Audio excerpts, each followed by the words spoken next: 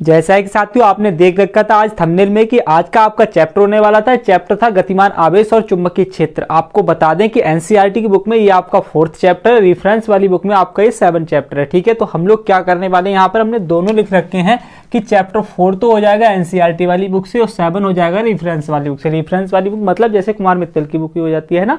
तो अब हम लोग क्या करने वाले हैं, यहाँ पर जो हमारा आज का चैप्टर है वो चैप्टर रहेगा गतिमान आवेश और चुंबकीय क्षेत्र। हमने अब तक क्या किया, अब तक हमने विद्युत क्षेत्र के लिए पूरी तरीके से समाप्त कर दिया। अब हम किसको देखेंगे, चुंबकीय क्षेत्र को देखेंगे। जब हम चुंबकीय क्षेत्र को देखेंगे तो सर जाहिर सी बात है, सबसे पहले सवाल खड़ा होता है कि चुंबकीय क्षेत्र उत्पन्न कहां से हुआ। चुंबकीय क्षेत्र का संबंध किससे होगा, किसी ना किसी चुंबक से होगा। तो उसके बारे में एक कहानी होती है, एक छोटी सी, उस कहानी के ऊपर हम थोड़ा सा बात करना चाहेंगे। देखो क्या था, बहुत समय पहले की बात है कि एक पत्थर हुआ करता था। पत्थर क्या, आप ऐसा मानो एक पहाड़ी थी। क्या थी, पहाड़ी। इस पहाड़ी को मैग्नीशिया नाम से जाना जाता था। उस पहाड़ी पर क्या होता था, पहले के लोग जो होते थे भेड़ बकरी वगैरह चराना जाते थे। तो भेड़ बकरी वगैरह जो चराने जाते थे तो वहां उनके जो जूते होते थे उनमें लोहा लगा हुआ होता था। तो वो लोहे के जूते जो होते थे इस पे चिपकते थे, बट उनको क्या थी, जानकारी नहीं थी इस बात की कि ऐसा क्यों हो रहा है। और आपको बता दें, जो उनके पास जो डंडा होता था इस प्रकार से कोई स्टिक वगैरह जो रहती थी उसमें भी लोहे की छड़ लगी हुई होती थी नीचे, तो वो भी उस पर चिपकती थी। बट उनको इतनी जानकारी नहीं थी कि ऐसा हमारे साथ क्यों हो रहा है, हमें भागने में भी इस पर दिक्कत होती है। बाद में क्या हुआ, वैज्ञानिक लोगों ने रिसर्च की। रिसर्च के बाद उन्हें पता चला कि यहाँ क्या रहता है, कोई ना कोई एक पत्थर है, ऐसा पत्थर जो क्या करता है, निकेल, कॉपर, टिन और लोहा आदि धातुओं को अपनी ओर आकर्षित कर लेता है। ठीक है, तो जब वो अपनी ओर आकर्षित कर रहा था इसीलिए उसका नाम क्या रख दिया गया, मैग्नेट रख दिया गया। सर मैग्नेट ही क्यों रखा गया, मैग्नेट इसलिए रखा गया क्योंकि ये किस पहाड़ी से प्राप्त हुआ था, हमें मैग्नेशिया पहाड़ी से प्राप्त हुआ था। तो आज आपके लिए इसका सारांश समझ आ गया होगा कि चुंबक को हम लोग इंग्लिश में मैग्नेट क्यों कहते हैं। सर मैग्नेट इसलिए कहते हैं क्योंकि इसे मैग्नेशिया नामक पहाड़ी से प्राप्त किया गया था। तो पहला पॉइंट आप नोट कर लेंगे। ठीक है, हम इसे हटाते हैं और अपने टॉपिक की ओर बढ़ते हैं। टॉपिक हमारा क्या होगा, चुंबक। तो चुंबक के बारे में आप लोग क्या सीखे, यही सीखे कि चुंबक एक बाह्य पत्र होता है जो लोहा, निकेल, कॉपर जैसी धातुओं को अपनी ओर आकर्षित कर लेता है। सर आप परिभाषा लिखना चाहते हैं तो लिख लेना जो मैंने अभी हाल बोली है। ठीक है, अब हम देखते हैं यहाँ पर चुंबक जो होता है इस प्रकार से आप मान सकते हैं। चुंबक 2 प्रकार का होता है सर। एक तो होता है तुम्हारा दंड चुंबक, एक होता है नाल चुंबक। ठीक है, एक क्या होता है, नाल चुंबक। इस प्रकार से एक तो तुम्हारा दंड चुंबक होता है, एक तुम्हारा नाल चुंबक होता है। लेकिन सर इसको समझने से पहले सबसे पहले एक सवाल खड़ा होता है कि चुंबक के जो प्रकार होते हैं सर वो रियल रूप से तो 2 होते हैं। वो कौन कौन से होते हैं, एक तो होता है सर हमारा नेचुरल चुंबक, एक होता है आर्टिफिशियल मतलब प्राकृतिक और कृत्रिम चुंबक। तो सर जो प्राकृतिक चुंबक होता है वो आर्टिफिशियल चुंबक के तुलना में बहुत ही ज्यादा आकर्षण होता है, मतलब अच्छा होता है, एकदम क्वालिटी वाला होता है ना। तो आप लोग ऐसा समझो, इसके बारे में अगर हम कुछ गुण लिखना चाहें तो वो यही लिख सकते हैं। जैसे ये हमने चुंबक बनाया है, क्या बनाया है, चुंबक। और चुंबक क्या हमारा एक दंड चुंबक है। दंड चुंबक मतलब सीधा चुंबक है ना, ये हमारा चुंबक है। तो इसमें क्या होता है, ये तो हमारा होता है नॉर्थ पोल और ये होता है हमारा साउथ पोल। ये क्या होता है, ये हमारा नॉर्थ पोल होता है, ये हमारा साउथ पोल होता है। तो आप इस चुंबक के ही अकॉर्डिंग क्या करेंगे, एक टॉपिक लगाएंगे। जो टॉपिक होगा हमारा चुंबकीय क्षेत्र। क्या होगा, चुंबकीय क्षेत्र। चुंबकीय क्षेत्र। कोई चलते फिरते पूछ ले चुंबक कितने प्रकार की, सर 2 प्रकार की। कौन कौन सी, प्राकृतिक और कृत्रिम।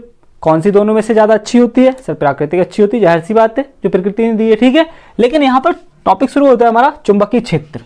अब सर चुंबकीय क्षेत्र क्या होता है, देखो आपको बताएं कितना मजा आया इस टॉपिक को सीखने में। ऐसा समझो आप लोग बचपन में आपने एक खेल खेला होगा, आप आगे किसे रख देते थे, किसी धातु की वस्तु को, और पीछे चुंबक चलाते थे तो वो आगे आगे भागती थी, है ना। तो सुनो, देखो ऐसा समझो, जैसे मान लो यहाँ पर ये क्या है, कोई एक मैग्नेट रखी हुई है। क्या है, कोई एक मैग्नेट। ठीक है, अब ये मैग्नेट रखी हुई है।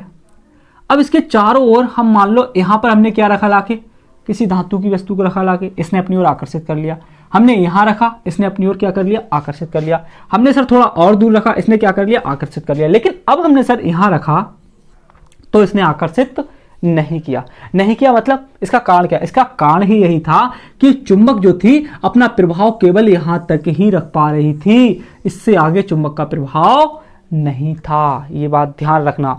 तो जहां तक चुंबक का प्रभाव होता है उसी को हम क्या कहते हैं, चुंबकीय क्षेत्र कहते हैं। सर मोटी मोटी बात क्या सीखे, मोटी मोटी बात आप इतनी सीखे यहां से कि चुंबक के चारों ओर का बाह्य क्षेत्र जहां किसी चुंबकीय वस्तु को रखने पर चुंबक अपनी ओर आकर्षित कर लेती है, चुंबकीय क्षेत्र कहलाता है। चुंबकीय वस्तु मतलब जो चुंबकित हो सके, जो चिपक सके चुंबक से, ठीक है, नॉर्मल सा है, बहुत आसान है।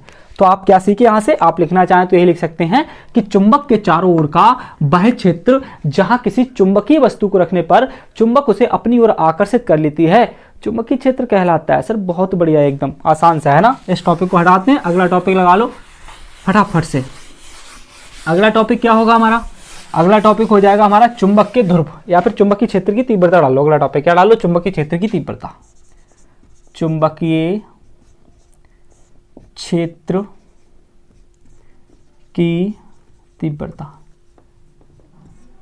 तो चुंबकीय क्षेत्र की तीव्रता हमारा क्या होगा ये भी समझ लो आप लोग। देखो अभी हाल हमने क्या कहा था, हमने कहा था मान लो यहाँ पर कोई हमारी एक मैग्नेट रखी हुई है, इसके चारों ओर हमने क्या रखा, यहाँ क्या रखा, कोई धातु रखा, इसने आकर्षित कर लिया, हमने यहाँ पर फिर रखा, इसने फिर खींच लिया, हमने यहाँ पर रखा, इसने फिर आकर्षित कर दिया। लेकिन जब हमने यहाँ रखा तो अब ये अपनी ओर आकर्षित नहीं कर सकी। कहने का मतलब क्या, कहने का मतलब हाल हमने आपको बताया था, यहाँ तक क्या था, चुंबक का अपना एक क्षेत्र था, अपना एक क्षेत्र था। लेकिन सर सवाल खड़ा ये हुआ कि सर यहाँ पर जब रखा तब तो इसने बहुत तेजी से आकर्षित किया, मतलब ये बहुत तेजी से आकर्षित कर रही थी। यहाँ रखा तो चुंबकित हो रहा है लेकिन इसकी तुलना में कम चुंबकित हो रहा है ना। यहाँ रखा तो वो इन दोनों की तुलना में बहुत ही कम चुंबकित हो रहा है। मतलब क्या, किसी ने हमसे पूछा आके, अब वो आया, उसने कहा सर ये बताओ जब हमने यहाँ रखा तब यहाँ पर चुंबकीय क्षेत्र कुछ और था, यहाँ रखा तब यहाँ पर चुंबकीय क्षेत्र कुछ और था, यहाँ रखा तो यहाँ तो सर चुंबकीय क्षेत्र बिल्कुल ही कुछ और है। तो इनका मान निकालने के लिए जिस राशि का हम प्रयोग करते हैं उसी को हम क्या कहते हैं, चुंबकीय क्षेत्र की तीव्रता कहते हैं। मतलब क्या, इसकी परिभाषा क्या हो सकती है सर, मतलब चुंबकीय क्षेत्र का ही मान हमें क्या कहलाता है, चुंबकीय क्षेत्र की तीव्रता कहलाती है। चुंबकीय क्षेत्र का अगर हमें मान प्राप्त हो जाए तो हमें पता चल जाएगा इसकी तीव्रता कितनी है, इस चुंबक का कितना अपना एक क्या है, प्रभाव है ना। इसी को हम कहते हैं चुंबकीय क्षेत्र की तीव्रता। तो इसकी परिभाषा आप लिख सकते हैं कि चुंबकीय क्षेत्र या फिर चुंबक के चारों ओर का बाह्य क्षेत्र जहां चुंबकीय क्षेत्र का मान ज्ञात किया जा सके या चुंबकीय क्षेत्र के मान को हम प्राप्त कर लेते हैं, उसे हम क्या कहते हैं, चुंबकीय क्षेत्र की तीव्रता कहते हैं। सर नॉर्मल सा है, आप बहुत अच्छे से इसे हिंट के साथ कर सकते हैं, ठीक है। और आगे आपका टॉपिक क्या रहने वाला है, अगला आपका टॉपिक रहेगा चुंबकीय क्षेत्र के ध्रुव। क्या रहेंगे, चुंबक के ध्रुव, ठीक है, ये बात आप ध्यान रखना। इसे आप लिखना चाहें तो लिख सकते हैं चुंबकीय क्षेत्र की तीव्रता के लिए। और एक रेफरेंस वाली बुक के हिसाब से वो ये है कि चुंबकीय क्षेत्र के किसी बिंदु पर चुंबकीय क्षेत्र का मान जो होता है वही चुंबकीय क्षेत्र की तीव्रता कहलाती है। मतलब चुंबकीय क्षेत्र के किसी भी बिंदु पर, चाहे इस बिंदु पर, चाहे इस बिंदु पर, चाहे इस बिंदु पर, है ना, चुंबकीय क्षेत्र के किसी भी बिंदु पर चुंबकीय क्षेत्र का जितना मान होता है सर वही क्या कहलाता है, हमारा चुंबकीय क्षेत्र की तीव्रता कहलाती है, ठीक है। अब फटाफट से आप अगला टॉपिक लगा लें। अगला टॉपिक हो जाएगा तुम्हारा चुंबक के ध्रुव, ठीक है। अगला टॉपिक क्या रहेगा, चुंबक के ध्रुव। तो देखें फटाफट से, इसे हटा रहा हूं और चुंबक के ध्रुव आप अगला टॉपिक लगा लें। एग्जाम की दृष्टि को देखते हुए आपका समय बिल्कुल खराब नहीं किया जाएगा। तो क्या है यहाँ पर, चुंबक के ध्रुव, चुंबक के ध्रुव। चुंबक के ध्रुव क्या हो जाएंगे, सुनो आप लोग। सर जैसे मान लो हमने कोई कहीं बहुत सारी आलपिनें रखी हुई है, तो आलपिनों के पास हम चुंबक को लेके गए और इस प्रकार से हमने लगा दिया, तो आप ये देख पाएंगे कि वो आलपिन्स जो होंगी वो या तो इस हिस्से पर सबसे ज्यादा होंगी या फिर इस हिस्से पर ज्यादा होंगी। मतलब ये कि जिस हिस्से पर चुंबक के जिस जगह पर, चुंबक के जिस बिंदु पर आकर्षण सबसे अधिक होता है उसी को हम क्या कहते हैं, उसके ध्रुव कहते हैं। उसी को हम क्या कहते हैं, उसका ध्रुव कहते हैं। जैसे आप लोग ऐसा समझो, ये मैंने क्या ली, एक दंड चुंबक ली, इस प्रकार से लटका दी, ठीक है, और बिल्कुल स्वतंत्र लटकी हुई है। लटकने के बाद आप ये भी जानते हो ये किस दिशा में जाएगी, उत्तर से दक्षिण दिशा में जाएगी, क्योंकि आप लोग कंपास से भी इसे माप सकते हो। कंपास सुई हमारी कहां से कहां रुकती जाके, हमेशा उत्तर से दक्षिण दिशा में रुकती जाके, है ना, उत्तर से दक्षिण में। अब देखो ऐसे कर मैं लटकाया ऐसे, ठीक है। अब लटकाने के बाद इस साइड पे और इस साइड पे सबसे ज्यादा क्या होंगी, पिने जो होंगी इस साइड पे और इस साइड पे लटकी होंगी। ये बात आप ध्यान रखना। इसे आप हिलाओगे तो बहुत आराम से हिलेंगी, है ना, बड़ा मजा आएगा उसे देखने में। तो क्या हुआ, इसकी परिभाषा क्या बन सकती है चुंबक के ध्रुव की,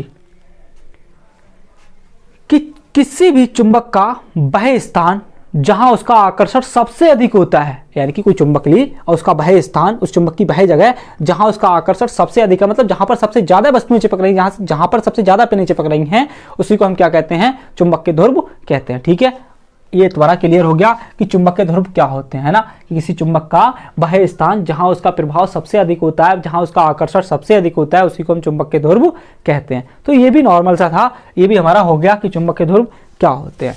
अब देखें आप लोग अगला टॉपिक हमारा, अगला टॉपिक क्या होगा आप ये समझें। देखो अगला टॉपिक होगा हमारा दाएं हाथ का हथेली का नियम या फिर दाएं हाथ की अंगूठी का नियम। पहले हम लोग कर लेते हैं, है ना। दाएं हाथ का नियम, सीधे सीधे सुनो, दाएं हाथ का नियम। दाएं हाथ का नियम होता क्या है? देखो दाएं हाथ का नियम क्या होता है। दाएं हाथ का नियम में इतना बताया था, जिस भी वैज्ञानिक ने इसे फॉलो किया था, उसने कहा था कि अगर मान लो किसी चालक तार में एक धारा प्रवाहित हो रही है, कोई ये चालक तार है, इसमें क्या प्रवाहित हो रही है? धारा प्रवाहित हो रही है। तो हम क्या करें, दाएं हाथ के अंगूठे को इस प्रकार से रखें कि यह इन उंगलियों के कैसा रहे? लंबवत रहे। लंबवत मतलब यहां पर 90 अंश का कोण बनाए, इस प्रकार से रखें, है ना, इस प्रकार से रखें। कितने कोण बनाए? 90 अंश का कोण बनाए। तो जब हम इस अंगूठे को धारा की दिशा में रखते हैं, कहां रखते हैं? धारा की दिशा में रखते हैं, तो उंगलियां जिस ओर इशारा करती हैं, उंगलियां जिस ओर इशारा करती हैं, उधर ही क्या होती है? चुंबकीय क्षेत्र की दिशा होती है। तो चुंबकीय क्षेत्र की दिशा कोई पूछ ले किसी चालक तार के चारों ओर से, मतलब वो ये कहे एक बात बताओ, इस चालक में धारा प्रवाहित हो रही है, तो चुंबकीय क्षेत्र की दिशा किधर होगी? तो आप क्या कहोगे? दाएं हाथ लेना, अपना दाएं वाला हाथ लेना, अंगूठा इस प्रकार से रखना, उंगलियां इस प्रकार से रखना, ठीक है। और अंगूठे के लिए बिल्कुल कहां कर देना? चालक की दिशा में कर देना। कहां कर देना? जहां धारा प्रवाहित हो रही है उसी दिशा में कर देना। तो उंगलियां जिस ओर इशारा करेंगी वही क्या होगी? चुंबकीय क्षेत्र की दिशा होगी। मतलब यहां क्या होगी? चुंबकीय क्षेत्र की दिशा होगी। ध्यान रखना, अंदर की ओर। ये क्रॉस से मैंने जो प्रदर्शित किया है ये अंदर की ओर की। अब अगर मैं इस तरफ से देखूं, ऐसे करके इस प्रकार से देखूं, तो कहां होगी? बाहर की ओर। कहां होगी? बाहर की ओर। मतलब यहां मैं डॉट लगा दे रहा हूं। यहां कहां लगा दे रहा हूं? मैं डॉट लगा दे रहा हूं। तो ध्यान रखना, इस प्रकार से जब मैं देखूंगा तब तो अंदर की ओर होगी चुंबकीय क्षेत्र दिशा, और जब मैं इस प्रकार से देखूंगा तो चुंबकीय क्षेत्र दिशा कहां होगी? बाहर की ओर होगी, ठीक है। तो ध्यान रखना, हथेली का नियम यही होता है हमारा कि अगर हम अपने दाएं हाथ के अंगूठे को इस प्रकार से रखें कि वह चारों उंगलियों के कैसा रहे? लंबवत रहे, तो इस स्थिति में अगर हम अपने अंगूठे को प्रवाहित धारा की दिशा में रख देते हैं तो उंगलियां जिस ओर इशारा करती हैं वही चुंबकीय क्षेत्र की दिशा कहलाती है। सर थ्योरी तो बहुत ही इजी है इसकी, है ना। तो आगे हम देखते हैं, आगे हमारा क्या होगा, ये हो गया। अब क्या देखेंगे? हम देखेंगे ओस्टर्ड का प्रयोग, ठीक है। एक वैज्ञानिक आए थे ओस्टर्ड, ये शायद समथिंग 1820 की बात है। तो हम ओस्टर्ड का प्रयोग देखेंगे कि ओस्टर्ड ने हमारा क्या प्रयोग किया था। सुनो आप लोग, ओस्टर्ड के हम प्रयोग को देखते हैं। देखो हमारा अगला टॉपिक है ओस्टर्ड का प्रयोग। ओस्टर्ड का प्रयोग, सर ओस्ट्रेट के प्रयोग को भी देख लेंगे हम लोग। देखो ओस्ट्रेट का प्रयोग क्या होगा, सुनो आप लोग। देखो ये कब की बात है? ये समथिंग 1820 की बात है। और ये कहां के रहने वाले थे? सर ये डेनमार्क के रहने वाले थे। कहां के रहने वाले थे? डेनमार्क के। ये डेनमार्क के वैज्ञानिक थे। इन्होंने एक प्रैक्टिकल किया था। सर प्रैक्टिकल क्या किया था इनने? ये प्रैक्टिकल किया था, इनने ये देखा था कि जब किसी चालक तार में धारा प्रवाहित होती है तब उसके चारों ओर चुंबकीय क्षेत्र उत्पन्न हो जाता है। इनने ये बताया था कि जब किसी चालक तार के चारों ओर धारा प्रवाहित होती है तब उसके चारों ओर चुंबकीय क्षेत्र उत्पन्न हो जाता है। अब इनने क्या किया, कुछ वैज्ञानिकों ने माना नहीं। उन्होंने ये कहा नहीं सर, हम ये कैसे माने, हम तो इतना जानते हैं कि चुंबकीय क्षेत्र हमेशा चुंबक के ही चारों ओर उत्पन्न होता है। लेकिन ये वैज्ञानिक थे ना, थोड़े बहुत अच्छी क्वालिटी के वैज्ञानिक थे, ऐसा मान के चलें आप, सन की टाइप में। इनने क्या किया, इनने कहा तुरंत तुम लोग बैठो, हम क्या करेंगे, प्रैक्टिकल करके दिखाएंगे। तो इनने क्या किया, एक कंपास सुई ली। क्या ली? कंपास सुई। और इन्हें 2-3 कुंडलियां बना डाली। 2-3 कुंडलियां बनाई काय की? तारों की। देखो मैं तुम्हें दिखा रहा हूं कि इस प्रकार से इनने एक परिपथ तैयार किए थे। सुनो देखो, इनने सबसे पहले एक परिपथ तैयार किया इस प्रकार से।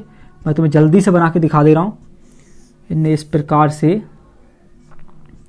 परिपथ तैयार किए थे और यहां पर इनने क्या रखी थी, एक कंपास सुई। इस प्रकार से कंपास सुई रखी, नॉर्थ से साउथ, है ना। यहां इनने क्या रखी, कंपास सुई रख दी। एक परिपथ इनने और तैयार किया फटाफट से, जल्दी से, स्पीड पे। और इस प्रकार से इनने क्या किया, इस प्रकार से, इस प्रकार से, इस प्रकार से। देखो यहाँ प्लस, यहाँ माइनस, ठीक है। और इस प्रकार से इनने जब रखा था तो जब कुंजी को ऑन किया तो इसमें धारा इस प्रकार से प्रवाहित हुई होगी, है ना। ध्यान रखना, इस प्रकार से धारा प्रवाहित हुई। तो यहाँ इस प्रकार से ये थोड़ा सा तिरछा बन रहा है मेरे हिसाब से, इसे इस प्रकार से ले लिया इनने, ऐसे इस प्रकार से, ये नॉर्थ और ये साउथ, ठीक है। एक इनने और लिया, क्या सर आपको नज़र आ रहा है यहाँ पर, आ रहा होगा, इनने इस प्रकार से लिया, फटाफट से देखें आप लोग। अब इनने क्या किया, इसकी दिशा बदल दी, धारा की दिशा बदल दी, इधर प्लस था, अब इसमें क्या किया इनने, माइनस लिया इधर, है ना। इनने धारा की दिशा इस प्रकार से बदली और यहाँ क्या लगा दिया, एक कुंजी लगा दी, और अब इस प्रकार से इनने इस प्रकार से, तो अब धारा इस प्रकार से प्रवाहित हुई होगी, है ना। आप लोग इस प्रकार से समझ सकते हैं। तो यहाँ इनने क्या किया, यहाँ भी एक कंपास सुई ली, तो वो कंपास सुई जो है इस प्रकार से इस प्रकार से इस प्रकार से और नॉर्थ से साउथ, ये किया था उन्होंने प्रैक्टिकल। देखो मैं एक बार चेक कर लूँ कि आपको दिख रहा है यहाँ पर, ठीक है, हाँ बिल्कुल विजिबल है इतना पूरा, ठीक है। अब ध्यान दो क्या है यहाँ पर, इनने प्रैक्टिकल में क्या देखा, इनने जितना प्रैक्टिकल में देखा वो मैं आपको बता दूँ एक बार, ठीक है, आप लोग अच्छे से समझें। सबसे पहले जो डायग्राम है उन पर आप थोड़ा सा ध्यान दें। देखो इनने क्या देखा था, इनने ये देखा कि सबसे पहले इनने क्या लिया, एक कोई परिपथ बनाया, बहुत अच्छे से कुंडली बनाई, और यहाँ क्या रख दी, एक कंपास सुई रख दी। क्या रख दी सर, एक कंपास सुई। देखो जब इनने यहाँ एक कंपास सुई रखी और इसमें कोई धारा प्रवाहित नहीं की, इनने कोई धारा प्रवाहित नहीं की। अब देखो ये सब काम कहाँ चल रहा है, मालूम, एक टेबल पर चल रहा है, सामने क्या बैठे हैं, वैज्ञानिक लोग बैठे हैं, ठीक है, वो देख रहे हैं।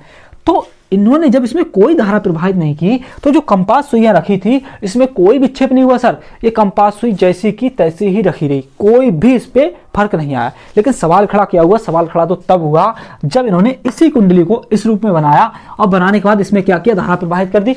धारा प्रवाहित की, तो जब धारा इस प्रकार से आ रही थी तो ये कुंडली, ये क्या हुआ, ये जो थी हमारी कंपास सुई एकदम से, वो कहते हैं भिन्न से हो गई, एकदम भिन्न से हो गई, है ना। इस प्रकार से देखो इस तरफ के लिए झुक सी गई है ना। तो इसका कारण क्या था, इसका कारण क्या था सर, इसका कारण ही यही था कि जब धारा इसमें प्रवाहित हो रही थी तो इनके चारों ओर चुंबकीय क्षेत्र स्थापित हो गया था। इसीलिए जो हमारी ये कंपास सुई होती है, जो चुंबकीय क्षेत्र की दिशा को बताती है, वो क्या कर रही थी, अपने आप में एक विक्षेप उत्पन्न कर रही थी। क्या कर रही थी, अपने आप में एक विक्षेप उत्पन्न कर रही थी। अब क्या हुआ, वैज्ञानिक सन की होते हैं, उनने क्या किया, उन्होंने कहा चलो धारा की दिशा बदलते हैं, उन्होंने धारा की दिशा बदली। अब उन्होंने क्या किया, धारा की दिशा बदल दी। देखो पहले धारा तो इधर से प्रवाहित हो रही थी, अब क्या किया उन्होंने, इधर से इस प्रकार से प्रवाहित की। जब धारा इधर से प्रवाहित की तब क्या हुआ, तब चुंबकीय सुई एकदम से फिर से एकदम विक्षेप करने लगी, और किधर को किया, इस बार जिधर से धारा आ रही थी उसी दिशा में एकदम विक्षेप करने लगी। तो इस प्रकार से उन्होंने क्या किया, अपने प्रैक्टिकल से ये साबित कर दिया कि जब किसी भी चालक तार में धारा प्रवाहित की जाती है तो उसके चारों ओर चुंबकीय क्षेत्र उत्पन्न हो जाता है। ठीक है, तो इतना हो गया ओस्टरेट का प्रयोग। बस मोटी मोटी बात आप इतना याद रखेंगे, 1820 में दिया था। कहां के वैज्ञानिक थे, डेनमार्क थे। इनने किसके ऊपर प्रैक्टिकल किया था, चुंबकीय क्षेत्र और प्रवाहित होने वाली धारा के संबंध में एक प्रयोग दिया था। नॉर्मल है, हो जाएगा सब। हम आगे बढ़ते हैं। ठीक है, आगे बढ़ेंगे। आगे बढ़ने पर क्या देखेंगे हम लोग, बायो सैवर्ट का नियम, जो बहुत ही ज्यादा इंपॉर्टेंट रहने वाला है इस बार। पिछली बार भी आया था, इस बार भी आएगा, क्योंकि ये 2 या 3 नंबर में हमेशा आता रहता है। 2 नंबर में आए तो केवल आपको इसकी थ्योरी लिखना है, 3 नंबर में आए तो आपको क्या करना है, केवल व्यंजक लिखना है, 6 नंबर में आए तो पूरा सूत्र इसका स्थापित करना है। ये बात ध्यान रखना, ठीक है, हर तरीके से पूछा जा सकता है। चलो ध्यान दो, अब होगा हमारा बायो सैवर्ट का नियम। देखो फटाफट से, बायो सैवर्ट का नियम है क्या, देखो बायो सैवर्ट का नियम, सैवर्ट का नियम। अब बायो सैवर्ट का नियम क्या होता है सर, आप ये समझें। देखो बायो सैवर्ट का नियम है क्या, बायो सैवर्ट का नियम अपने आप में एक बहुत नमूना है, ये समझो आप। नमूना कैसे सर, नमूना ऐसे है, इनने कुछ नहीं किया, इनने कोई नियम वगैरह नहीं दिया। इनने क्या किया, इनने नकल की, किसकी, ओस्टरेट की। इनने बस काम किया तो इतना थोड़ा सा महत्वपूर्ण किया कि बायो ने सैवर्ट से कहा। आपको ऐसा लग रहा हो ये एक ही वैज्ञानिक है, नहीं सर, ये 2 वैज्ञानिक हैं। किताबें कभी खोजना तो बायो ने सैवर्ट से कहा यार ये काम करते हैं, ये वही 2 वैज्ञानिक हैं जो ओस्टरेट के प्रयोग को देख रहे थे सामने बैठे बैठे। वो तो अपना प्रैक्टिकल कर रहे थे, वो टेबल की ओर देख रहे थे, नजर गड़ाए गड़ाए थे ना। तो इनने क्या किया, इनने कहा, बायो ने सैवर्ट से कहा, ये दोनों बैठे हुए थे, कि काम करते हैं यार हम। ओस्टरेट ने क्या किया, अपना प्रयोग करके हमें दिखा दिया कि जब भी किसी चालक तार में धारा प्रवाहित हो रही है तो उसके चारों ओर क्या हो रहा है, चुंबकीय क्षेत्र स्थापित हो रहा है। अब इनने क्या किया, इनके दिमाग में सनक पैदा हुई। इनने कहा अब हम एक काम करेंगे, हम क्या करेंगे, हम भी किसी चालक तार में धारा प्रवाहित करेंगे और उसके लिए एक व्यंजक स्थापित करेंगे।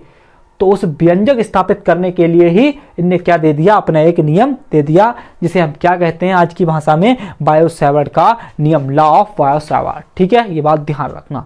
तो यहां पर इनकी डेफिनेशन अगर आप थोड़ी सी लिखना चाहें तो क्या लिख सकते हैं, इतना लिख सकते हैं कि बायो और सैवर्ट नामक वैज्ञानिक ने सन 1820 में ओस्टर्ट नामक वैज्ञानिक के प्रयोगों को देखते हुए उनके प्रयोग को एक व्यंजक के रूप में स्थापित करने के लिए अपने नियम प्रतिपादित किए थे। ठीक है, इतना लिख सकते हैं आप, बहुत बेहतरीन सी थ्योरी है। अब मैं बता रहा हूं इनने क्या किया। देखो इनने क्या किया, एक कोई चालक तार लिया। क्या लिया, एक कोई चालक तार लिया। इस प्रकार से एक कोई चालक तार ले लिया, उसमें सर क्या कर दी इनने, धारा प्रवाहित कर दी। क्या कर दी, धारा प्रवाहित कर दी। धारा क्या प्रवाहित हो रही है, आई। ठीक है सर, कर दी इनने धारा प्रवाहित। अब इनने क्या किया, इनने एक काम किया, इस पूरे चालक तार के कारण इनने चुंबकीय क्षेत्र नहीं देखा। जैसे मैंने अभी आपको बताया था, जब इसमें धारा प्रवाहित हो रही होगी तो इसके चारों ओर क्या उत्पन्न हो जाएगा, चुंबकीय क्षेत्र। तो इनने पूरे चालक तार के कारण चुंबकीय क्षेत्र नहीं देखा। क्या देखा इनने, वो भी सुनो। इनने क्या किया, इस चालक तार का एक छोटा सा हिस्सा ले लिया। संपूर्ण की तो लंबाई क्या थी, एल थी, लेकिन इनने छोटा सा हिस्सा ले लिया जिसकी लंबाई इनने क्या मान ली, डीएल मान ली। एक लघु अवयव ले लिया इनने जिसकी लंबाई क्या मान ली, डीएल। ठीक है सर, ठीक है। और इनने कल्पना की कि यहां से आर दूरी पर स्थित एक बिंदु कोई पी है, जहां क्या है, इसका चुंबकीय क्षेत्र बी स्थित हो गया है, बी स्थापित हो गया है। तो देखो यहाँ क्या है, चुंबकीय क्षेत्र बी है। सर आपने डी क्यों लगा दिया, डी इसलिए लगा दिया मैंने क्योंकि सर यहाँ जो डी है वो किसी छोटे से हिस्से के मान को दर्शा रहा है, और केवल बी होता तो केवल बी पूरे को दर्शाता। ये बात ध्यान रखना। ठीक है, अब सवाल ये खड़ा हो रहा है, सर यहाँ पर जो चुंबकीय क्षेत्र होगा वो क्रॉस में होगा या डॉट में होगा। तो अभी मैंने आपको बताया था दाएं हाथ का नियम। सर दाएं हाथ का नियम लो, इस प्रकार से रखो, धारा की दिशा में उंगलियां जिस ओर इशारा करेंगी वही क्या होगा, हमारा चुंबकीय क्षेत्र होगा।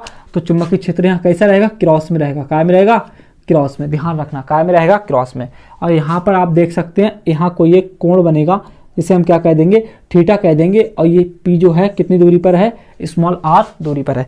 मैंने आपको बताया था जब मैं इस प्रकार से देखूंगा, इस प्रकार से, तो चुंबकीय क्षेत्र किधर होगा, बाहर की ओर होगा, मतलब डॉट में निकल के आएगा। किसमें आएगा, डॉट में। तो इस तरफ भी चुंबकीय क्षेत्र होगा, वो भी हम देख लेते हैं। इस तरफ जो होगा वो क्या होगा, हमारा डॉट में होगा। किसमें होगा, डॉट में, है ना, यानी कि इस तरफ का तो हमारा डॉट में होगा। और यहाँ भी क्या होगा, हमारा डी बी। ठीक है, ये बात आप ध्यान रखना, ये बात आप ध्यान रखना। चित्र के बारे में आप लिखना चाहें तो लिख सकते हैं, माना एक चालक तार जिसमें धारा आई प्रवाहित हो रही है। इस चालक तार का एक लघु अवयव डीएल है जिससे आर दूरी पर स्थित एक बिंदु पी है, जहां उत्पन्न चुंबकीय क्षेत्र डीबी हो तब, डीबी हो तब देखो क्या होगा। तब जो हमारा चुंबकीय क्षेत्र डीबी होगा वो निम्न कारकों पर निर्भर करता है। किस पर निर्भर करता है, यहां मैं लिख दे रहा हूं, चुंबकीय क्षेत्र डीबी निम्न कारकों पर निर्भर करता है, निम्न कारकों पर निर्भर करता है।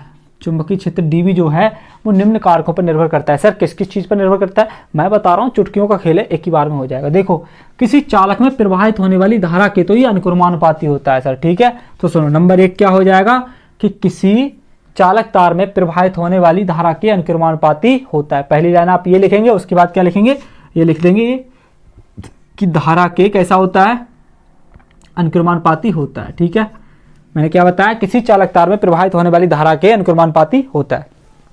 इसे आप समीकरण 1 बोल देंगे।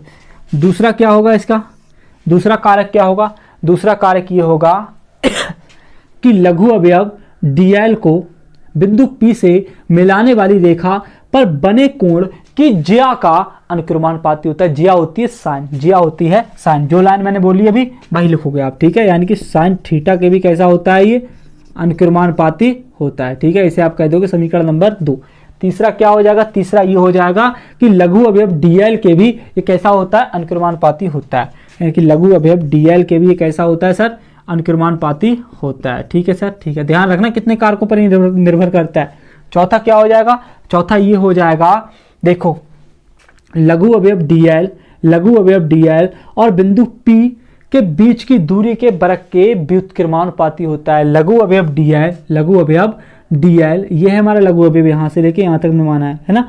लघु अवयव dl और बिंदु P के बीच की दूरी के बरक के व्युत्क्रमानुपाती होता है। मतलब क्या, मतलब ये है कि जब हम व्युत्क्रम में किसी चीज को लिखते हैं तो बटे में लिखते हैं ना, और इसके बरक के बताया इसने, दूरी क्या है r है ना, तो यह क्या हो जाएगा 1/r² की कैसा होता है, व्युत्क्रमानुपाती होता है। कौन, db, कौन होता है db, इसे हम कह देंगे समीकरण नंबर 4। क्या कह देंगे, समीकरण नंबर 4। अब देखो समीकरण 1 2 3 व 4 को मिलाने पर हम क्या करेंगे, इन्हें मिला देंगे चारों को। देखो समीकरण 1 व 2, यहाँ ऐसा लिखो 1 2 3 व 1 2 3 व 4 को मिलाने पर हम क्या कर रहे हैं सर, मिला रहे हैं, है ना। मिलाने पर तो देखो मैं इसे पलट के लिखूंगा, इस साइड को इधर लिखूंगा, इस साइड को इधर लिखूंगा, कोई दिक्कत वाली बात तो है नहीं, है ना, लिख सकते हैं। तो देखो ये साइड कहती हैं सभी समान हैं, तो तुलना पर ये सभी समान मिलेंगी। ये भी चिन्ह सब में है, ठीक है। इन सबको भी मिला दो तो क्या आएगा हमारा, आई आएगा, ठीक है सर। इनटू में क्या आएगा, साइन थीटा आएगा, ठीक है सर। और क्या आएगा हमारा, dl आएगा, ठीक है सर। बटे में क्या आएगा, r² आएगा। आ गया सर, क्या दिक्कत, बहुत नॉर्मल है ना, आ गया, ठीक है। अब देखो यहाँ क्या आएगा हमारा, इस प्रकार से तुम थोड़ा सा और ध्यान दो। हमने क्या लिया, इसे ले लिया। अब इसे लेने के बाद हम क्या करेंगे, इसे हटाएंगे। जब इसे हम हटाते हैं तो कोई हमारा क्या आता है, एक कांस्टेंट आता है, एक नियतांक आता है। सर मैं इसे हटा रहा हूँ, देखो यहाँ जब मैं इसे हटाऊंगा तो dv बराबर मेरा क्या आएगा, μ0/4π। आप कहोगे सर ये μ0/4π नहीं वाला कहाँ से आ गई, सर ये होती है निर्वात की चुंबकशीलता। क्या होती है, निर्वात की चुंबकशीलता, ठीक है, ये आप ध्यान रखना। और यहाँ क्या आएगा हमारा, I sin थीटा dl/r², ठीक है। इसे थोड़ा सा अच्छे से लिख लो, लोगे तो आएगा हमारा dv बराबर I dl μ0/4π। इसे लिखो μ0/4π I dl sin θ/r²। और यही होता है हमारा क्या, बायो और सेवर्ट का नियम, ठीक है। तो आई होप कि वीडियो आपको पसंद आई होगी। अगर वीडियो पसंद आई तो वीडियो को लाइक करें और चैनल को सब्सक्राइब करें। इसके बाद आपके लिए लगातार वीडियो प्रोवाइड होंगी, 2 से 3 वीडियो में हम इस चैप्टर के लिए पूरी तरीके से क्या कर देंगे, खलास कर देंगे, ठीक है। जय हिंद।